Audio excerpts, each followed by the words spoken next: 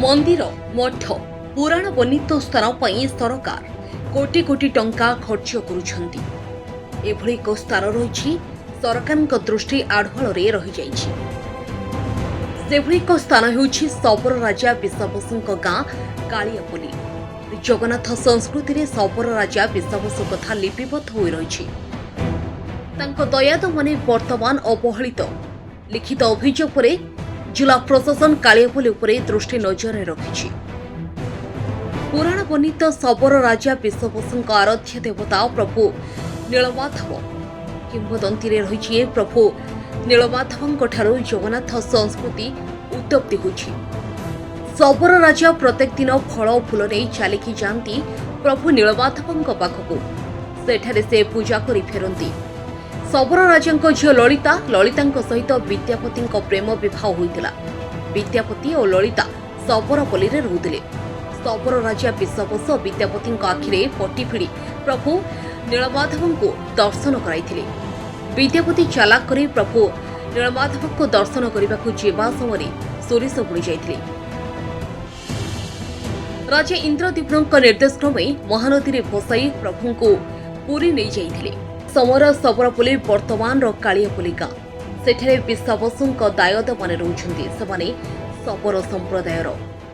एटा विश्वाबसुंकर जगह वासस्थली बोली समस्त कहते।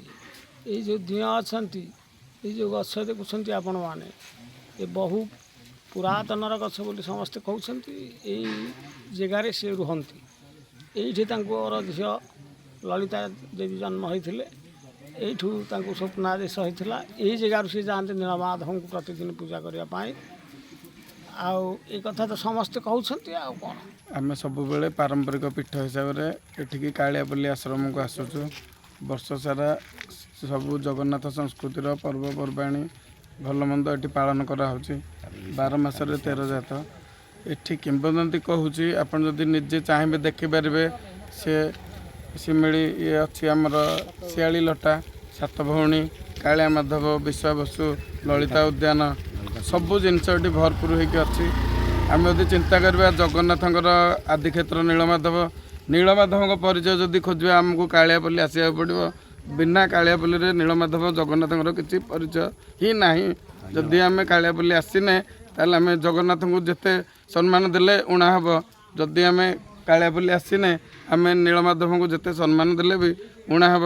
एप्रति राज्य सरकार केंद्र सरकार जत्नवान हूँ। से समूर शियाली लता वर्तमान मध्य रही। सेठरे ललिता सांगमान सहित खेले। जो पहाड़ उपरे नाच गीत करती ताहा मध्य रही। से समूर किंवदंती गाँ किछि परिमाण रे रही। से गाँर उन्नति हुई नहीं। पुराण वर्णित किंवदंती को नहीं ग्रामवासी विश्वास करती। से समय शबर नृत्य को से गाँर पिलाने नृत्य परिवेषण करती।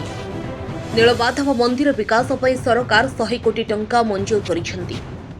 किछि दिन तले नयागढ़ गस्तरे आसिथिले 5T सचिव।